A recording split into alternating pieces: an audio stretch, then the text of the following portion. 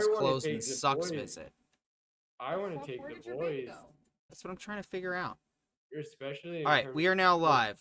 Finally, we're late, 10 minutes late, but whatever. We're before 8:30, our usual or our classic start time. So I guess that's a win. First try, nailed it. Yeah, first try. No, like for me, I do want to come and visit, First and try. I do have every intention of taking the boys on the cross-country road trips. Mostly because I still love it. Don't move. Like I didn't lose any incentive from doing the 46-hour cannonball run. Oh, bitch, let's go. But I don't know. The biggest thing for me is saving money to be able to afford it, because that is an expensive trip with 2 kids. Well, leave the kids with fucking grandma and grandpa or something. No, because the whole reason I would make the trip again is for them. Like, I already have the memories. I've already been there, done that. Mostly because, like, I'll drink everywhere. I don't care. So, like, literally, to me, it's not as special, but to them, it'll be the most special. But also, one of my best friends just had his first kid, and he sometimes lives in Orlando, Florida. So, double the reason to go down there, meet my new nephew, and, you know, Disneyland, and hang out with you guys. Like, full combo.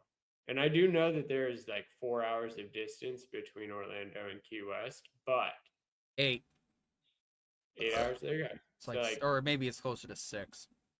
This is why I'm like fully for the cross-country trip type, like save up a shit ton of PTO, take 14 days off, drive across the country, stay where we need to stay. But like 14 days is enough time to regret taking time off and want to get back to work without forgetting how to work. In the car. No, it's in here somewhere. But yeah, no, most of this stuff is more than anything being obliterated and postponed due to inflation. Yeah, I know what you mean there. Like, it has very little to do with a lack of desire, especially nowadays, man. Like, we took Goose to see Grandpa in San Jose, and he had the greatest time. So, like, not only did he do great on the road trip both ways, but, like, he actually remembered everything. He was talking, being, like, exploratory. It was very good. So I'm like, we got to do this again, but to more fun places. I just now have to be able to save up a solid Bitcoin and a half to be able to afford a couple weeks off.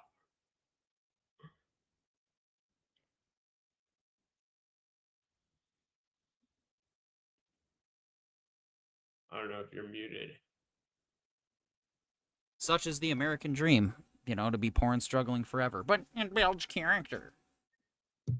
Dude, I've got enough character to write a very shitty D&D character. I am over the character development and want to chill out. Shit, I should probably start this thing, huh? Oops. There we go. Running a little on the laggy side tonight. Mistakes were made, but who gives a shit? I don't. I live in paradise, so I guess the stories I found today are all we got to talk about, so this is gonna be a PV York live stream. Well, that means we can do some discussion about alien disclosure. It didn't happen. And I am so disappointed. Mostly because, like, I was so ready for disclosure to be, like, anything new. But, like, following the UFO conspiracy lore is a lot like watching Star Trek, the original series, and knowing that there's more out there, but never actually being able to watch it.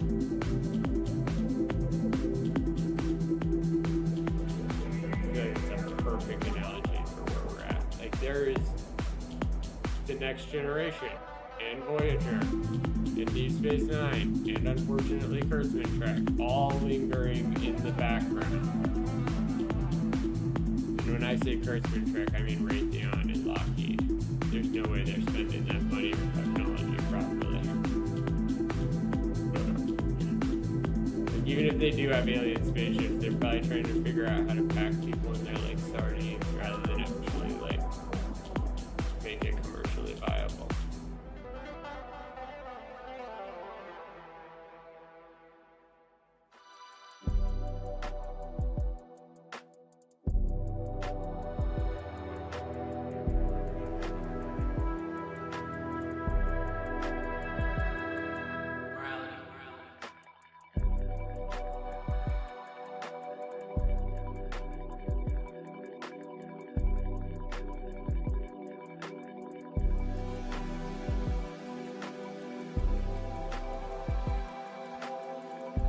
I have no idea. I even shook the blue blanket out, thinking you got tossed in there. I checked your pants like 3 fucking times.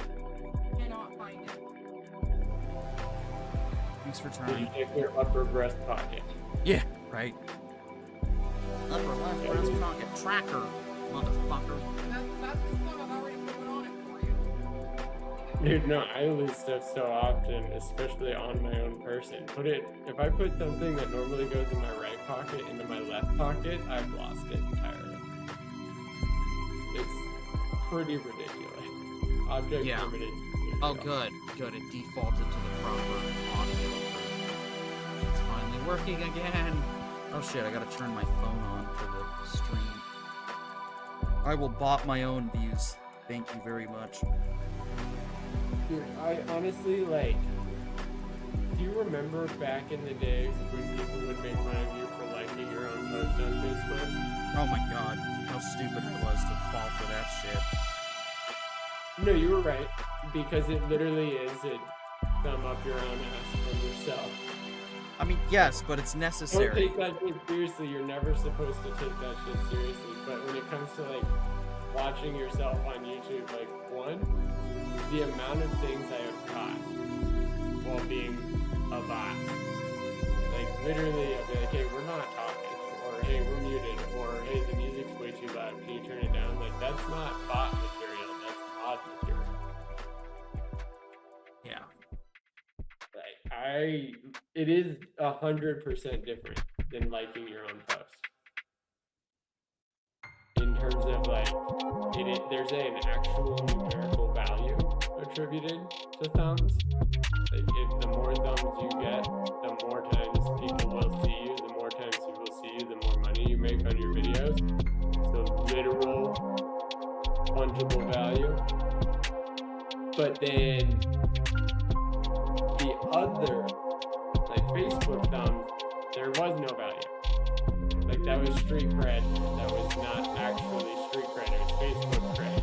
Facebook cred is worthless. See Instagram and now TikTok and even YouTube. Like it felt like Facebook was trying to monetize at one point for the people in the like independent creator, and then somehow they just completely abandoned that entire post. And we're just like, I don't know. And I feel like that's when people started truly abandoning Facebook. Like there was hope for a while, now there is not. Hey babe, can I get one of your hats? Sure.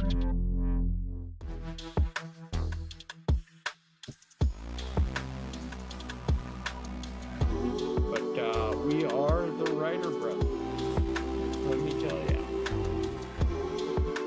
Oh, yeah. Have dead air. Oh wait, were you coming to the show? Oh wait, come on, babe, just do it.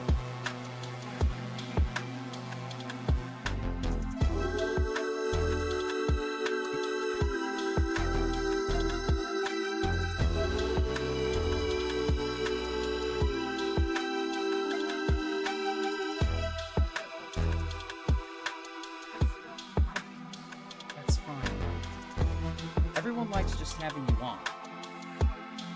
Which, must be nice, but me, I've got to freaking put on a clown suit, learn to play guitar, fucking start my own business, be my own boss, 30 other things before I'm out of it.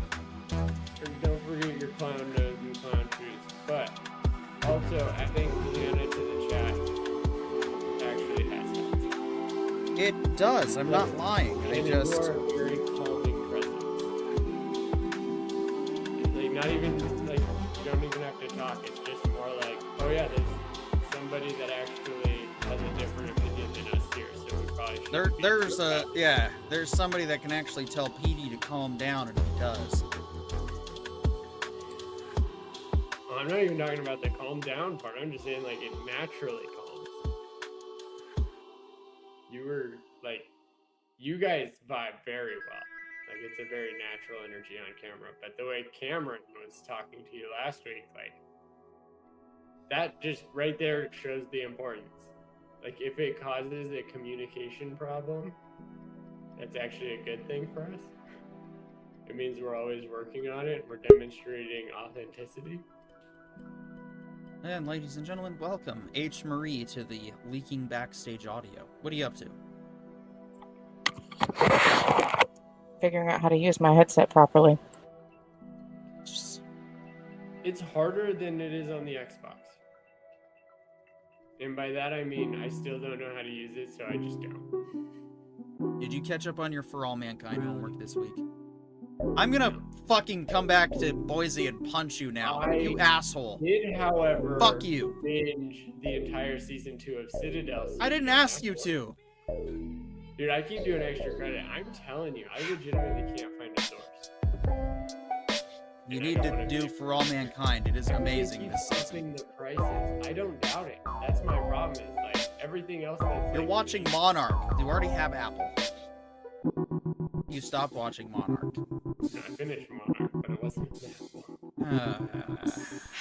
And that's what I mean. Resubscribe? No. I can buy. Fine. You want to pirate Netflix, Amazon, all the others? Fine. But Apple is the one we need to be true to. Apple has been there for us, giving us good content to get excited over. I would agree, but there is always 6.5 months of dead air. Shut.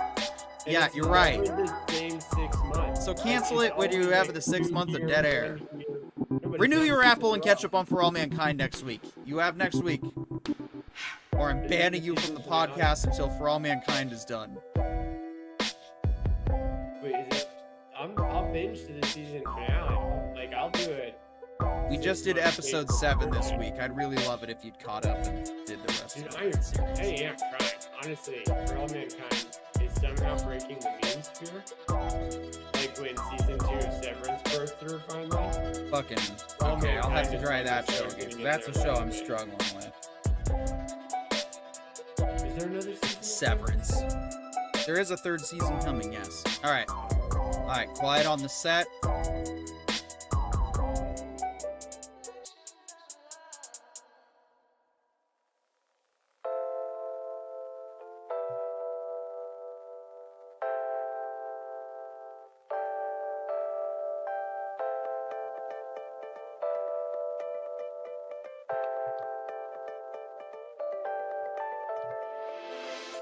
Tonight, it appears H. Marie and myself will be guiding you along with a For All Mankind review at the end of the show. But first, John's going to hang with us for some pop culture. All this and more on the Entertainment Information Intelligence Podcast.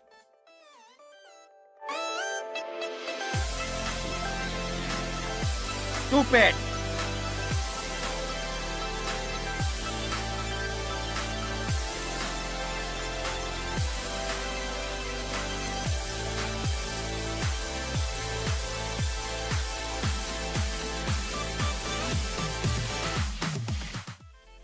And welcome once again to tonight's Entertainment Information Intelligence Podcast.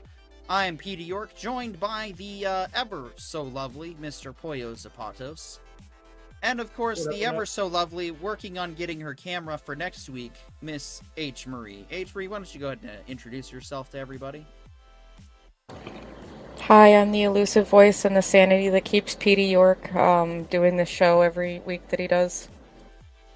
That's right, and as you can tell by the quivering in her voice, I'm clearly holding her hostage against her will. We are not talking about For All Mankind just yet. We're teasing that discussion for the end of the podcast when I give Pollo Zapatos the ban hammer of he didn't do the homework tonight and kick him off the show. It's just like in high school. I know. I didn't see the homework then. You didn't Random like, extra credit. but this is what's shitty is our homework is like the AV class, okay? We're telling you to watch television shows. It's not like I'm asking you to go do the Pythagorean theorem and combine it with, you know, Newton's law of thermodynamics, as well as figure out if you can combine that with Einstein's theory of relativity and see if putting both equations together answers the question to life, the universe, and everything. No, I'm just asking you to watch television. 42. And yes, I am as disappointed in myself as you are. Oh, of course you are. Probably even more so because I'm the one that got us on For All Mankind. You're damn right you One did. of my favorite shows. It's one of my favorite shows love too. it. I love Star Trek For All Mankind. Held hostage by price hikes on all of my other subscriptions. Well, cancel those other subs and get Apple TV because of all the subs to have. Oh shit, our music's too loud. Of all the subs to have, Apple TV has more content, especially right now. Now, of course, if you're like John, you're already caught up on the content, so, you know, you have the 3 to 6 month content period droughts. But if you are listening to this right now, and you're going to subscribe to Apple TV after hearing my salesman voice, then I'm going to tell you that Apple TV has a lot of shows, ranging from, of course, For All Mankind by Ronald D. Moore, which is amazing. If you loved Caprica, if you love Battlestar Galactica, if you love Star Trek Deep Space Nine, you are going to love For All Mankind, the end. It also has the prelude to Band of Brothers, the companion piece that everybody must watch, and that is Masters of the Air. Do you like B-17 bombers? Do you like World War II? Do you like guys taking their shirts off and showing off their sexy World War II abs? Then you definitely gotta get Apple TV and check out. No, it wasn't Last Starfighter. Masters of the Air. Masters of the Air, which is one of the best shows ever made. Yeah, I really love it. I gotta watch that one again, too. Let's see. What else does Apple TV have? Of course, they have an amazing version of Macbeth, starring Denzel Washington as Macbeth. They did, of course, take the Academy Award for Coda, which is, of course, an Apple exclusive movie. What else? Oh, Severance. Really liked Severance season 1. Season 2. I gotta finish season 2 at some point. We'll figure out when we get to that. But what else? What else do I gotta suck Apple TV's knob on for? Silo. Also amazing. Foundation, Monarch, and so many other just great high quality. Slow Horses, which we also have to get back into. That show is amazing. So a lot of great, awesome TV on, well, Apple TV. Yeah. All right, into the pop culture news we go. Ryan Coogler's X-Files casting news reveals an unexpected change from the original show. Deadline is reporting that Ryan Coogler's upcoming reboot of The X-Files will include at least 3 pretty high-profile guest stars. Also, I totally forgot. Corione is not here. Where is he? Pollo, blast him on Discord and blast him on YouTube. Just blast him on all the channels we can blast him on to figure out where he's at. If you all have a DM line to Corione, ask him, where are you? Come to the podcast. It is Tuesday night. But anyway, Steve Buscemi, Ben Foster, and Amy Madigan, the last of whom is fresh off her Oscar win for Weapons. We don't know of whom any of them will be playing yet, but generally their casting points to a change in the way they did things in the original TV series. That said, when watching reruns of the show, it's sometimes distracting just who shows up in small parts. Actors like Jack Black, Seth Green, and Ryan Reynolds all had bit parts on the X-Files early in their careers. Famously, Vince Gilligan wanted Bryan Cranston as Walter White in Breaking Bad from his experience of working with him on the X-Files. Oh man, so the X-Files was basically one of those springboard careers of the 90s, I guess. You really wanted a career into the 2000s, better have shown up on The X-Files. Occasionally, The X-Files did cast a big guest star back in the 90s, which, you know, believe it or not, there was only a small handful back then by compared to today's standards. And when they did, it was usually for a special occasion. For example, there's a funny, charming Christmas episode in season 6 where Lily Tomlin and Ed Asner play ghosts. And when Michael McKean played a man in black named Morris Fletcher, it was for a 2-big-part episode, Dreamland. To be fair, the deadline announcement also pointed to a handful of other guest stars who aren't quite as high profile, so perhaps Buscemi, Foster, and Deegan are outliers in the way the show is doing. Okay. Look, I'm gonna speak not as an X-Files fan. I know, heresy, but I feel like this is what we expect, though. Like, sure, in the early 90s, you bring small people on to get them going because, well, this is a show that's also still up and coming and establishing itself, despite all the marketing. The nostalgia era requires that we have some big names to come right out of the gate. I don't see how that's a departure at all. You're forgetting Law and Order. What's the cardinal rule of any Law and Order episode? You're coming in quiet. Can you beef up your input? What's the cardinal rule of Law and Order? If you recognize any of the perps, like as famous actors, they are the bad guy. And Dahlia Lightwood, in the end of the story, real quick, says, hey everyone, I finally caught up with Maul Shadowlord, and wow, great animation, great fight scenes, great plot. I binge watched the whole series.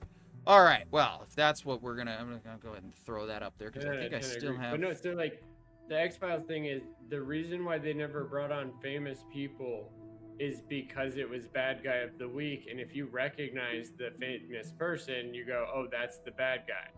And so, like, the whole idea was hiding the actual bad guy or hiding the alien, hiding all this stuff to, like, so you didn't know who it was because you read the credits.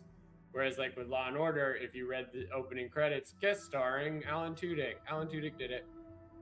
You just know. Yeah. And so that's the part where it's, like, that was their subversion. And I think that you're right, like, in terms of the nostalgia era nowadays, but, like, I also think that, like, that was a gimmick for network television.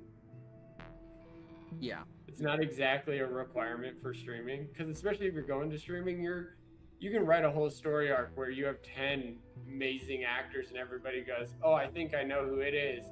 And then on the very last episode, you introduce an 11th amazing actor that nobody saw the entire time because, oh, it turns out they were the masked villain.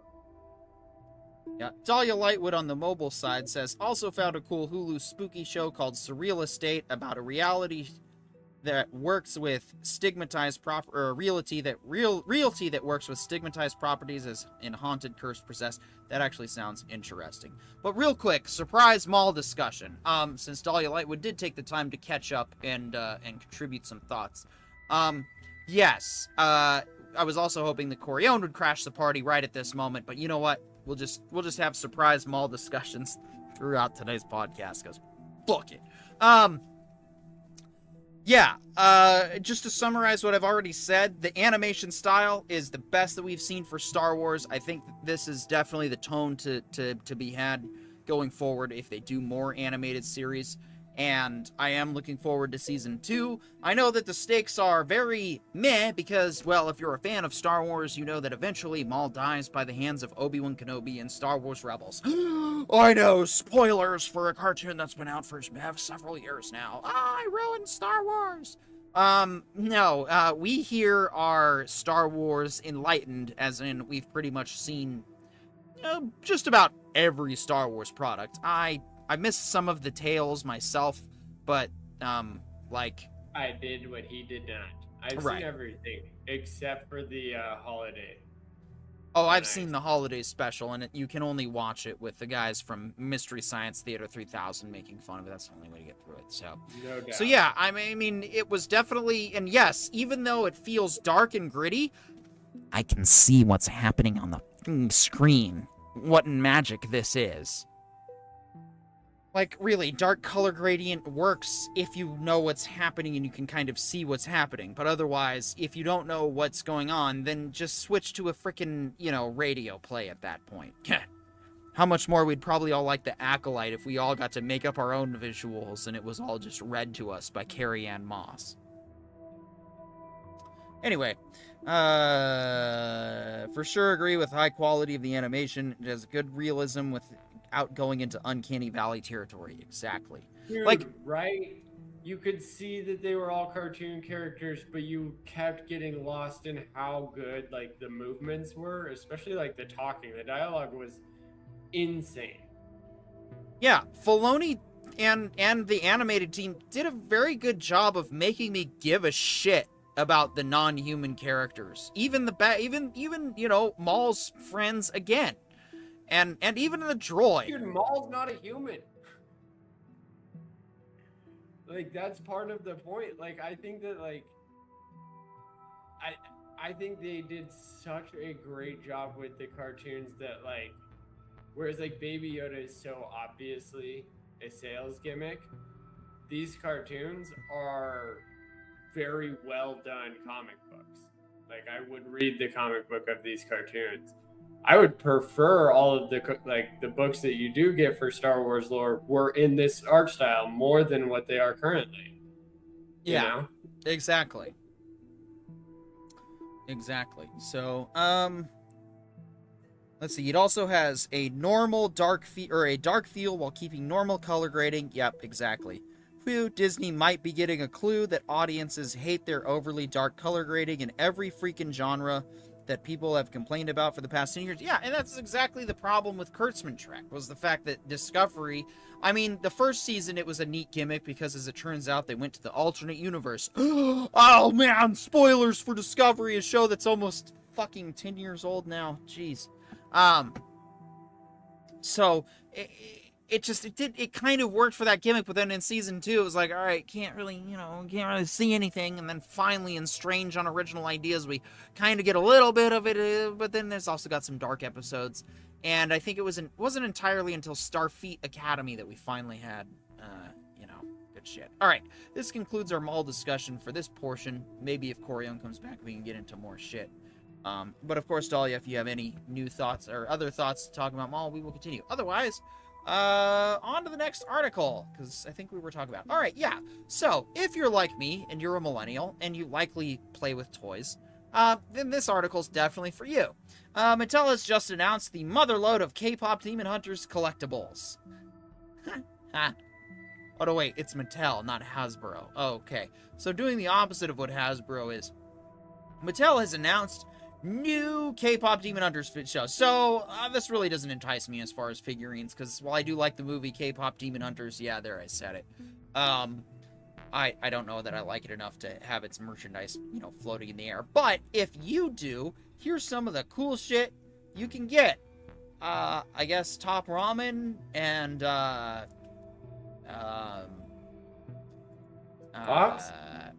I don't know what those are. I don't really. Honestly, they look like McDonald's toys. I feel like this is being marketed more to Zoomers than millennials. Okay, well, yeah. So, on that note, if you're like me and you're a millennial and you play with toys... Oh, wait. You already said that. Oh, God, I'm a fraud saying the same thing twice. Anyway, LEGO reveals massive Lord of the Rings Minas Tirith set. Before Helm's Deep, John, we get Minas Tirith. Don't you remember when I got, a certain Pirates of the Caribbean set so I could get the long blonde hair and make a real Legolas just to make you jealous? God, what a horrible psychopath I was. And then I think it was funny mostly in the fact that as soon as you brought it home, Mom was like, you have to share. I know. It's different. And I built a Lego Helm's Deep. Ah, those were the days. I don't know, man. Honestly, Minas Tirith is an actual capital castle, whereas Helm's Deep was a fallback point. I don't get why Rohirrim isn't out there though. I know. Why don't I have a Rohan set? Yeah, exactly. LEGO's new Minas Tirith set is one of the company's biggest ever. so up there with the Death Star, making it worthy of the massive weight of the Lord of the Rings franchise. On Tuesday, the LEGO Company and Warner Bros. Pulled back the curtain on their set from the J.R.R. Tolkien-created series to reveal a massive build of Minas Tirith, capital city of Gondor. So here it is, an actual, factual, official, LEGO Minas Tirith set, complete with playable throne room, with Denethor eating chicken, and it's I don't know if it comes with the, I don't know if you got to provide your own headless soldiers to launch at Minas Tirith, but either way, I have many. We had a whole box of Lego heads at one point. Someone tried to accuse us of being serial killers, which, I mean, given the way I tortured the cats, sure, that was definitely on the way. But, coming in at a whopping 8,278 pieces, the Lego Icons, the Lord of the Rings Minas Tirith 25th Anniversary Legacy Collection set is even bigger than the huge Millennium Falcon build, though it comes in just below Lego's Death Star. Among those pieces are 10 minifigures including Aragorn, Arwen, Gandalf the White, Denethor, Pippin Took, and Faramir. Oh, that's disappointing. Along with 4 soldiers of Gondor. Well, that... Man, I've wanted these guys in my Lego collection forever. It also has Liv Tyler. Did it mention? Oh, Arwen. Right. Not the girl from Gondor. Wait, Eowyn. why do you even have Eowyn, not Arwen? Right? Because she was actually, well... No, I guess no, she did crown the king. She did, yeah, right at the end, shows up. Hey, that Gandalf the White looks like the one I made. And then, no, I mean, that's it right there. Your Lego, Lotor, oh, that's clever. Oh, I like that. Yeah. So you basically get a small miniature outside version, but then up here at the tippy top, bam. Throne room's on the inside. It's kind of cool. Good use of space. Oh, that looks really good. Classic Lego. Just stepping up the engineering game. Remember when I bought those ninja castles to make you jealous? But then you still had a bigger late ninja castle? Yeah, it's almost like I had people getting payback for me. You remember how all of the Legos ended up in that same room? Yeah, I do. Just Yeah, now they're in an attic somewhere. Yeah, I know. They're in an attic in Hagerman. Some of them. I've been telling the parents to use those as free Christmas gifts. Oh, yeah, them in a no. bag. Rebox my... Yes, Dad, if you're watching... Rebox my Gen 1 X-Wing, and that can suffice as Christmas this year. Or an EV Hummer, whichever, you feel like. Dahlia Lightwood says, sounds like fun. Yeah. Too bad Lego has gotten too expensive to be fun these days. I mean, yeah. Fair. Yeah. All right, we reported on this story last week. eBay rejects GameStop's takeover offer as neither credible nor attractive. Man, when freaking second-class Amazon is telling you what does that even say about your business at that point? That you're neither eBay credible. isn't second-class Amazon. They're grandpa Amazon. But the fact that they're not even, desperate, like GameStop is clearly, I guess, about to go under again, is what I'm gathering. In the latest chapter of the GameStop wants to buy eBay saga, as in the last chapter, eBay has decisively rejected what they refer to as a proposal that is neither credible nor attractive. Looks like GameStop and eBay won't be joining forces. Oh, man. So I can't get fucking in-store credit on eBay anymore with purchases I get screwed over? You mean if somebody screws me over on a sale, eBay is not only gonna give me fucking partial store credit? Bummer. I guess I'll just have to, keep selling my games to GameStop at, 1/5 the price I originally bought them. And of course they turn around and triple the profits. And, selling my other crap on eBay. eBay's still around. How about that? Good for them. John, or H. Marie, your thoughts on eBay?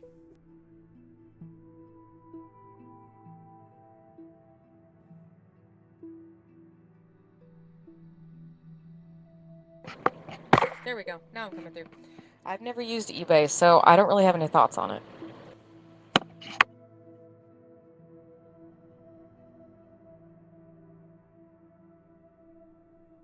No, that's fair. Tell me I mean- your thoughts on eBay. I bought it on eBay. Yeah. Tell me. I bought it on eBay. Yeah, speaking of Dahlia Lightwood's comments, hey, look, that's where you go to get your cheap Legos, is the eBays. In fact, I think the eBays is where I went to get my Lego Star Destroyer for around $100. It's a really good deal then. What year is Mixtape even supposed to take place in anyway? Oh, I thought it was millennial childhood years, but I guess not. It's no surprise that Mixtape is a huge hit with a very specific audience. Beethoven and Dinosaurs' critically acclaimed coming-of-age adventure is a nostalgic treat for anyone who grew up in a small American town listening to Joy Davison and pining for an escape from their suburban prison. Nope. Joy Davison or Joy Division? Yeah, that one. I enjoyed it well enough as a light crowd pleaser, but one mystery that has been bugging me ever since I rolled credits: when the hell does this thing actually take place? Well, like I said, it looks like in Preston, Idaho, if I'm being honest. Oh, jeez, this is a long-ass article. Boring, didn't read. Alright, John says moving on. Apple TV's For All Mankind replacement drops in 3 weeks. Well, I wouldn't really call it a replacement. I would, if the other's going to be closing out. Well, the other one has 1 more year, but... Alright, fair point's fair. Season 5, For All Mankind Season 5 airs its final episode on May 29th, with the Alt History Space Race show's 6th and final season expected to premiere in 2027. But fans of the show's mix of personal drama, politics, and high-stakes space missions won't have to wait until then for something to fill the void, thanks to a show that's flying completely under the radar thanks to a deceptive title. Created by Ronald D. Moore, Matt Wolpart, and Ben Nadivi, For All Mankind is one of Apple TV's first big streaming success stories when it premiered in 2019. It helped turn the platform into one of the best subscriptions for science fiction fans, setting the stage for future hits like Severance and Murderbot. The show opens in 1969 in the United States, rocked by the news that a Soviet cosmonaut has become the first person to land on the moon. Over the course of 5 seasons, the series creators have explored... So, if you've been following our show or our channel, then you know that we love For All Mankind. And without a doubt, are very much looking forward to this show. However, there is a caveat, in that we have a follow-up article to this that we need to touch on. This spin-off is going to diverge from the main show, in that it won't be skipping generations per season. Did you hear that, John?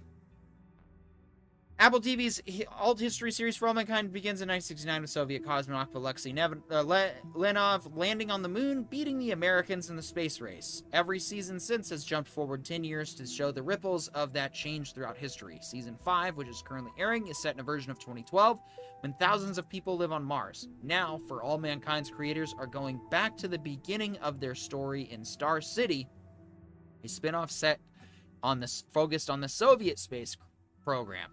But this time, they're in no rush to push the timeline forward. Our intention is not to jump a decade each season with this show, but to keep telling a propulsive story set in the 1970s, co-creator and co-showrunner Matt Wolpart tells Polygon. To not have to think about what our characters are doing 10 years later, and have to age our poor actors, being able to just pick up when the next season starts the next day or a week later, sounds like a dream to us.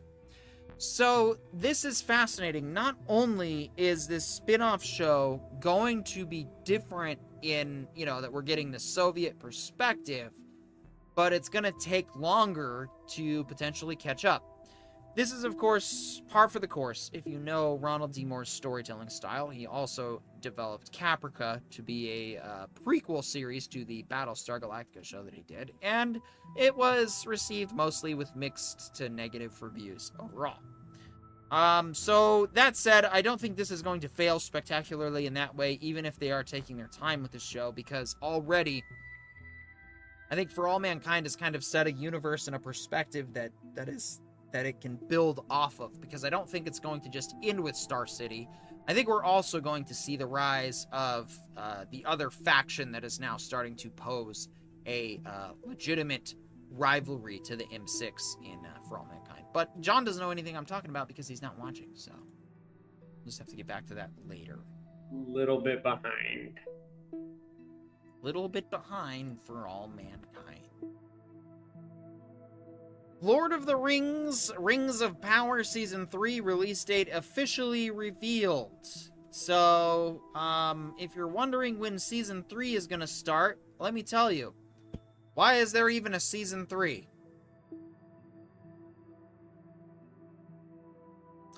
Vin Diesel announces 4 Fast and Furious TV shows, which sound a lot like his Yellowstone. John, can you take over the reading on this one? No.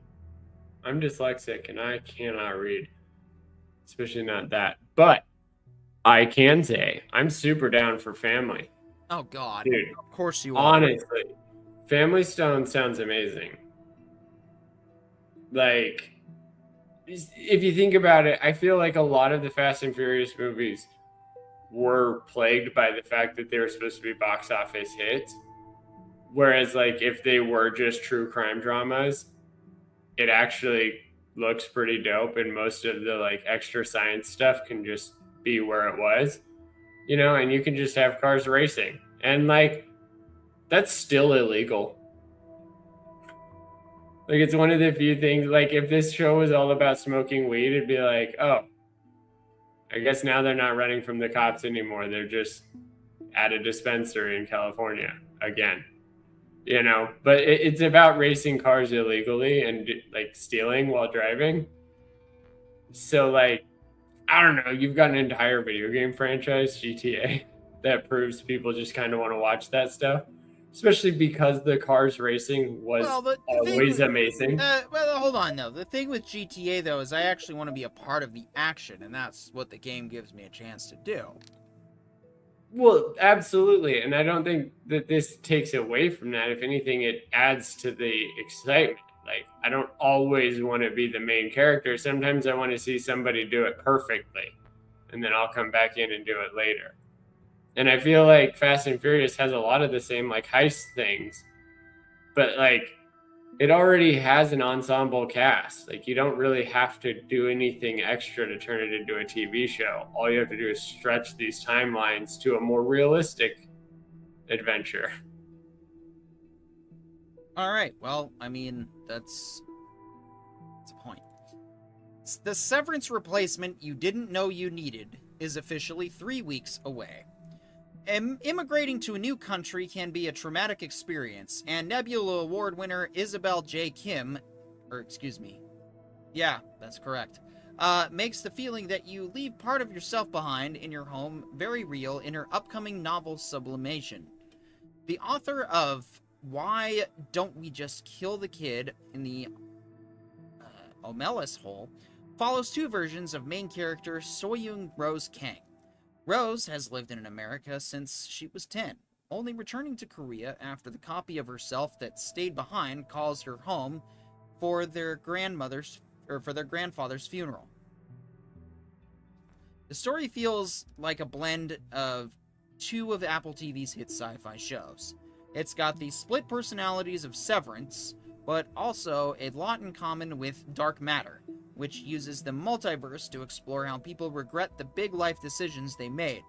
In Kim's world, some people who've immigrated regularly talk to their other selves in hopes they can eventually become one person again. Soyoung and Rose haven't talked since separating, but now Soyoung hopes to steal Rose's body and her life. The stories of 2 women told in print in parallel columns, showing how they both deal with the same issues and thoughts no matter the distance between them.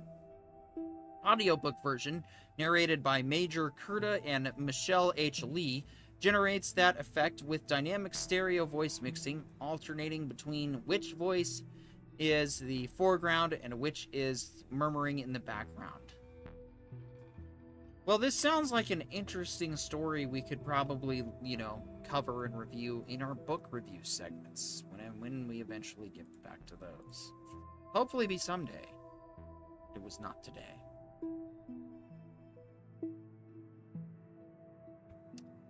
All right. If you're John, you'll be happy with this next show. Reacher punches early season 5 renewal ticket at Prime Video. Prime Yeah, Video's... duh. Huh? Said, yeah, duh. Prime Video is unsurprisingly sticking with one of its biggest shows. The Amazon-owned streamer has ordered a 5th season of Reacher. Pickup comes ahead of the show's 4th season, which is slated to premiere later this year. Prime Video announced the renewal a few hours before its upfront presentation Monday evening. Alan Richardson will reprise his role as Jack Reacher. And we'll go to H. Marie, our female correspondent. What do you think of the renewal of season 5? I feel like we need to catch up on the show.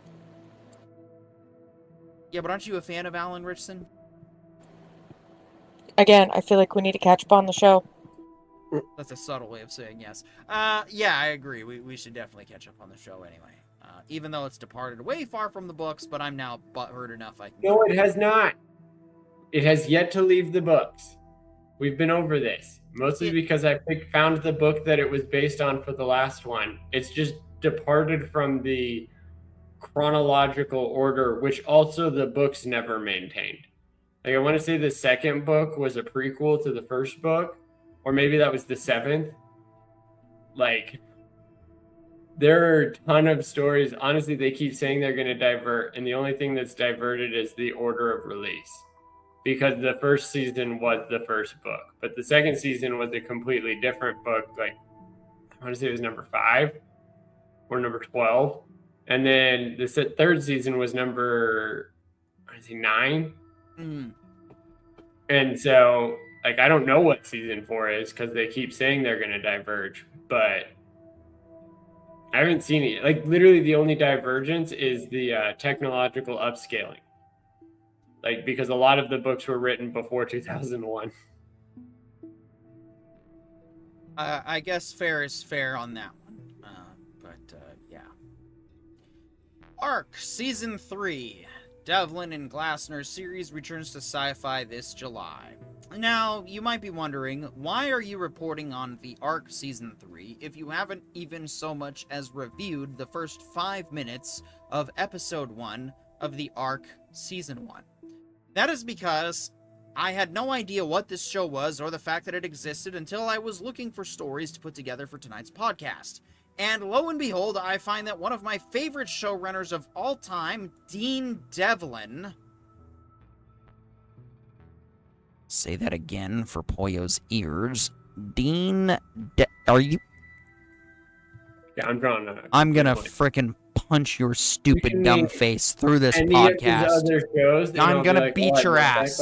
No, screw you. You should know Dean Devlin is one of your favorite showrunners, okay? Like you love this guy more than Sheridan. For what? You still haven't said any of the shows yet. If you ever thought Dad was disappointed in you, I am even more disappointed in you for ever at this point. Like the disappointment I have in you right now. Down my realization as to how dumb I am. What else has he worked on? You are so just who are you, right? Who am I talking to? That John doesn't even remember who the showrunner of his favorite fucking show, Leverage, is. Oh, dude, I haven't seen Leverage in so long. It's not a good show to go back to. Why? It's so choppy. I knew that when we were watching it. I could have told you that then. Oh, right. I did, and you didn't care. But also, it's still really well written. And, yeah, some episodes are ultra cheeseball, but most of it is pretty highbrow, modern heists. Oh, no, it was a phenomenal premise. Great acting. And a lot of great episodes. Terrible set.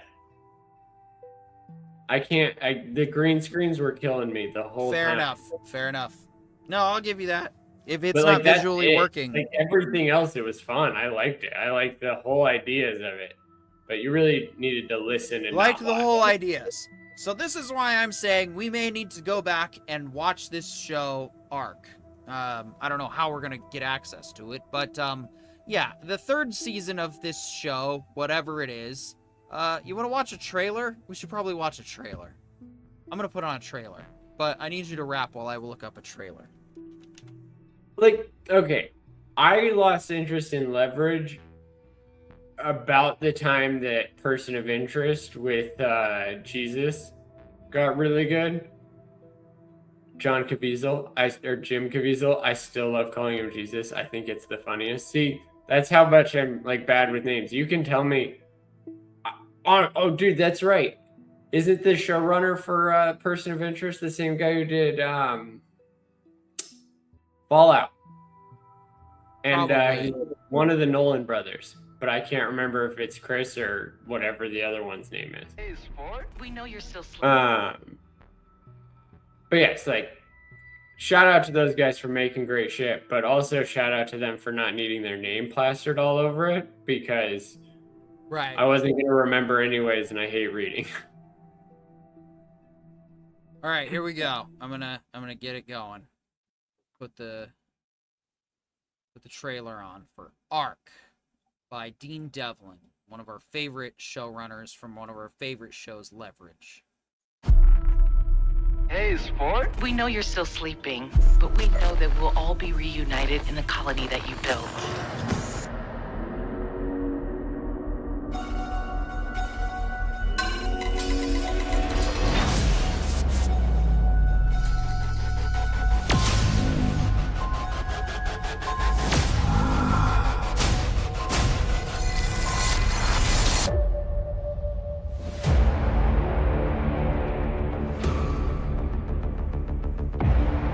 No one told us what happened to the ship. Whatever happened, it knocked us off course. Where's the captain? Everybody that was in charge of running this ship is dead. Executive producers of SG. It all falls to us now. We have some of the most brilliant engineers and scientists chosen to build a colony from scratch on an alien planet. We're the furthest out anyone's ever been. Who could attack us? I've got bad news. There's only 4 days of water left. Life support warning. There is no air left in the ship. If someone doesn't do this, our journey ends here. I've got to be honest. I really thought traveling faster than the speed of light was going to be a little more fun. Let's crank it up. Every single person matters. We're in a war for survival. Not everyone is going to make it.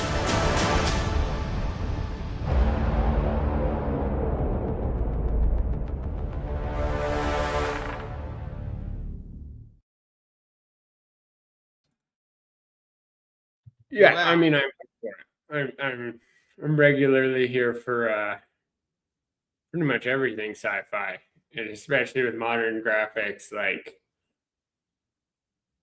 I'm down. I'm excited. That looked really fucking good. Honestly, that looked Proto really Badger, yeah, Proto Badger says, "Sorry, I'm so fracking late to the podcast, dude. It's all good. We're just glad you're even here at all, and glad you still show up when you're able to. That said, yeah, I'm gonna be here every Tuesday in the summer, so I would hope that you can show up too. We were just talking about that was the trailer for the Arc. That was, of course, the first season. The third season is actually about to premiere soon, so we might have to do some catch up on that one. And it sounds like John wants to. I mean, yeah, that trailer got you in. So you were raving about it. Sorry, I just wanted to talk to Proto Badger real quick before. But go ahead. No, I didn't. I thought that was season 3. Like, if No, that's that was season 1. the graphics are better than like half the NBC shows from a few years ago. So I'm Yeah, very season excited. 1, which apparently came out in 2023. So we'll have to figure out where we can watch that. I guess on the Sci-Fi Channel. Is that part of Peacock? I don't know. Maybe it's on the Hulus. I'll have to find out. But either way, we may be reviewing the Arc as early as next week. Even though we also got to talk more Star Wars. We don't have any Star Wars to talk about except Maul. Unless you guys want to talk about some more Maul Shadow Lord if you've caught up on it, want to discuss the finale. we can definitely rave about that again. Though at this point, John, was there anything else you wanted to talk about? Any other stories I can throw up on the screen here tonight? I don't think anybody else in our Discord community had any shows to suggest. No, I think that's a pretty good wrap. I mean, I did watch season 2 of Citadel, and I don't know what to it. Oh, dude, it's so boring. Honestly, like the stakes got higher, but then like the internal drama also was too high. Like, I don't know. It felt like somebody was trying to play the violin for the first time, and they were just the whole way through. It was nowhere near as good as the first season. I don't get how Citadel got re-upped, but the other one didn't. Was it Perception? It is. That is unfortunate. Peripheral. Oh yeah, yeah, dude. I don't get how Citadel got season 2 and Peripheral only got 1.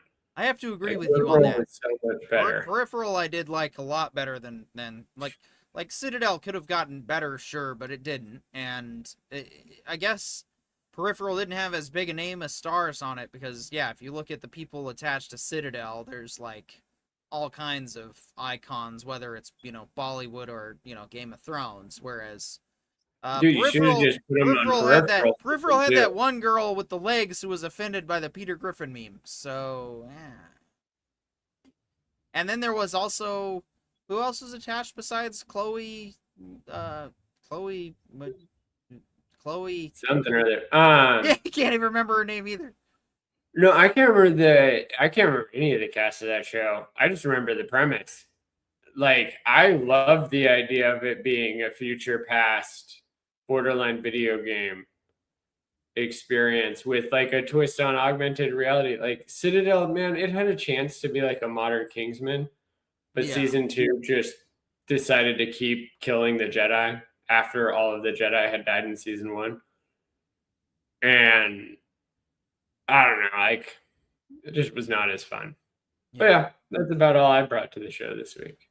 All right, well, we will see you next week for our For All Mankind discussion, of which H. Marie and I are going to get into now. Good night, little brother. Love you. Talk to you. Bye. Talk to you after the show. All right, we missed Corione again this week, but that's okay. He is busy ascending to 3rd degree and becoming a serious member of his faith and ideology and walk in life necessary for where he's at. But H. Marie and I are here, of course, to carry you to the end of our podcast with a quick summation of what we thought of For All Mankind Season 5, Episode 7. 6 months after launching, Kurgan's Titan lander fails its aero-braking maneuver and loses contact with Sojourner.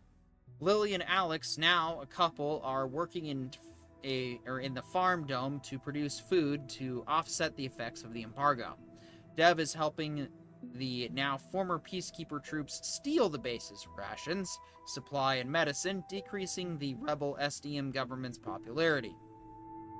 The rebel government seeks to send people back to Earth.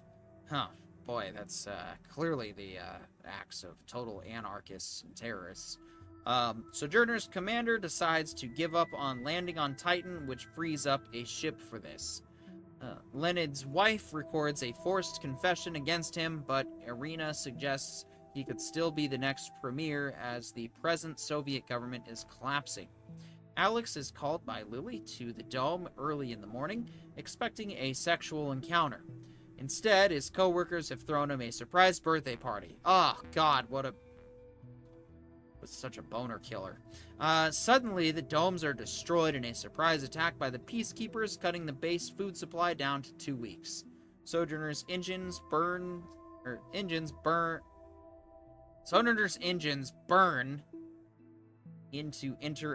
Titan's atmosphere instead of going back home. Kelly assumes manual control and lands the ship on Titan, while the audio feed is broadcast over the base. The crew set foot on Titan. Yeah, so, H. Marie, what did you feel about this week's episode of For All Mankind? Well, we definitely had one of those episodes where there was a boom out of nowhere, because, well, that show's infamous for that. But I'm curious to see where they're going to go with this, because if Earth has put an embargo completely on Mars, well, now Mars has landed on Titan, and Earth hasn't. And at this point, I feel like Earth might be at Mars's mercy, because now they're on Titan. Who knows what else is there? If they find life, who knows what else they're going to find? That is exactly. I'm along those lines there with you. Because it's like, yes, the achievement in of itself of landing on Titan is is an accomplishment. But we also have the added issue of, if they find water, then that means they'll be able to resupply their base, and that means they'll be able to last a bit longer than 2 weeks. And so, yes, I think that the Titan landfall is a huge potential game changer. At the same time, if they come up short, then we're still going to be dealing with the same conundrum of, well, the ag domes have been destroyed. Oh, sorry, using expanse terminology. The domes where the crops were being kept are being destroyed. Then those will have to be rebuilt. But yeah. So if you haven't caught up with For All Mankind, honestly, you really should. It was especially cool to get back into this show when we had the Artemis missions going, and watching actual astronauts go to the moon. That was, honestly, I really hope they pull up or push up the Artemis 3 launch, because it seemed for 10 days the entire world was focused on the crew of 4 brave people, circumnavigating a mission that could have gone totally wrong. And that's a lot of what we get to experience with For All Mankind, is because it's a TV show, because it's somebody else's timeline, we can see firsthand all the stuff that could possibly go wrong. And it's very scary. All those things that could go terrible in space in just an instant. I mean, you look at all the horrors of certain movies that actually do even keep to realistic physics, and it's like, well, why would you even want to bother? But I think that was really the moment that got me really emotional this week.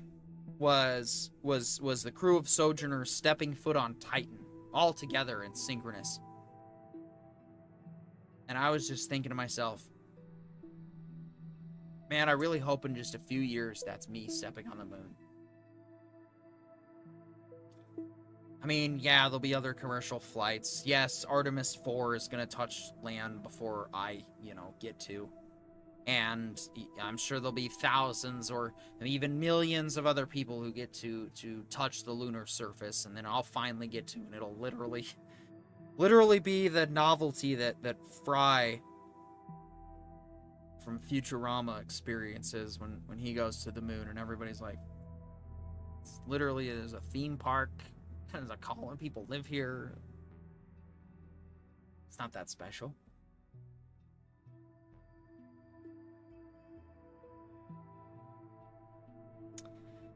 But it's special to me. I grew up in the 90s when we really thought that was going to be our era to finally return to space. Talks of expansion on the International Space Station, shows on Disney Channel that depicted a future in the 2000s where everybody, just regularly, you don't have a job in space, you're uncool. Somehow we got shafted with a timeline that is taking even longer to get to where we should already be.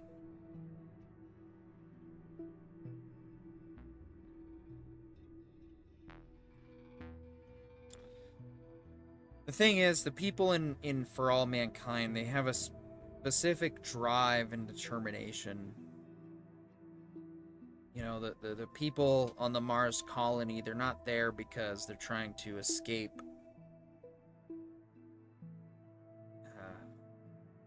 criminal wrongdoing. They're there because they just want a better life away from Earth. And I think that, you know, a lot of those people, it's not because they hate this planet, it's because this planet hates them. It's because we have a very unkind world.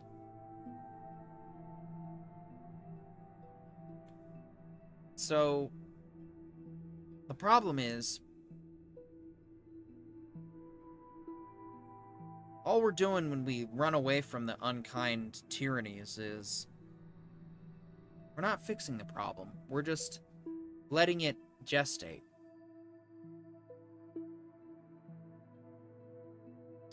The reason they won't let us off this planet is because we shouldn't be allowed to until we prove that we can stop hurting each other.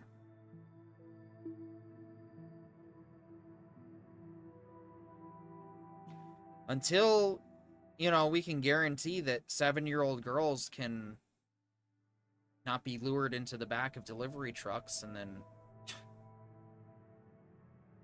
be subject to the worst horrors that our gross race has to offer before they die. You know, until those problems are solved, we don't deserve to leave. I like shows like For All Mankind, but I also like shows like Star Wars and Star Trek, and I like shows like Fallout because they show us and they give us an outlet for our more violent and more animalistic tendencies. I'll admit it. If I didn't have video games, I'd probably be a worse savage individual in society. I'd probably be in jail. But because I have an outlet where I can take out aggression on other people or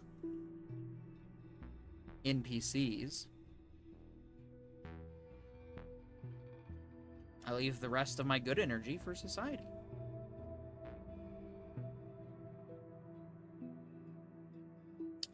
And I think that's what we really need to look at. And what really matters, you know, is are we trying to build a world that we want to, you know, have kids grow up in?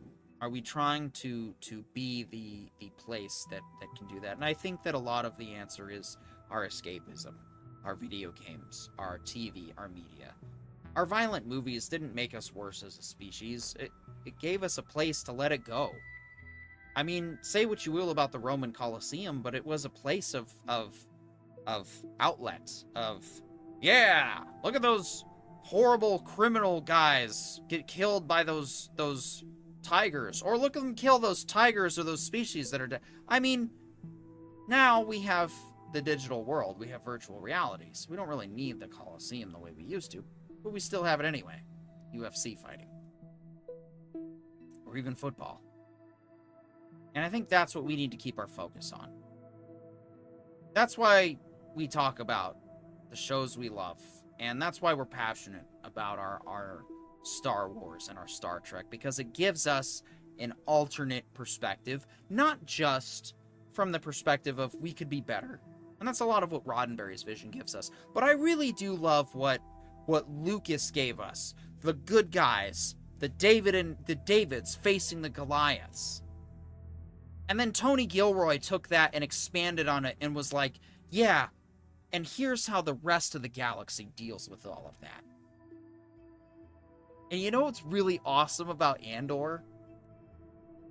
Is while it is a deconstruction of the original trilogy, it's so respectful and so poignant to what Star Wars is at its core, because it gets back to the original idea of standing against the tyranny, of being the good guys. It's just as much Star Wars as the original, as you know, Solo and Rogue One and the prequels and... I'm talking here, Cat.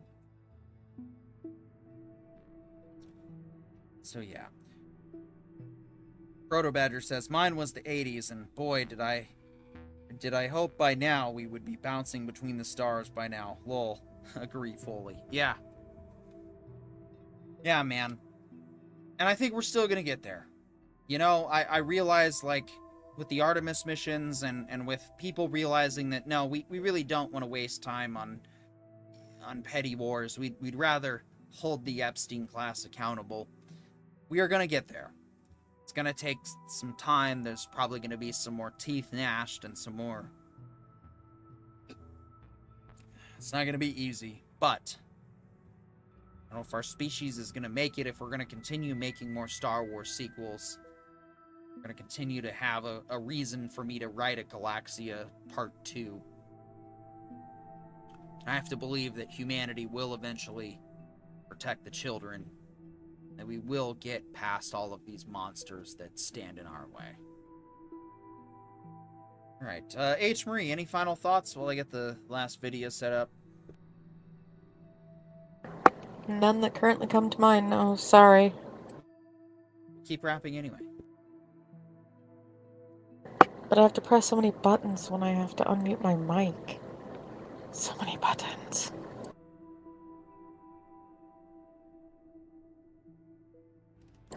Oh, what, you actually need me to fill the silence? I don't know.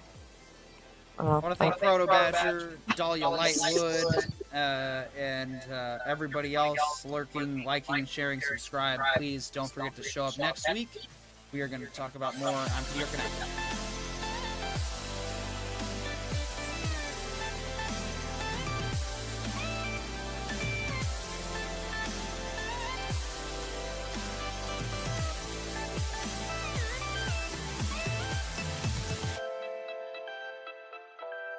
This has been the Entertainment Information Intelligence Podcast from the Writer Brothers. The Writer Brothers, restoring respect into discourse. Good night.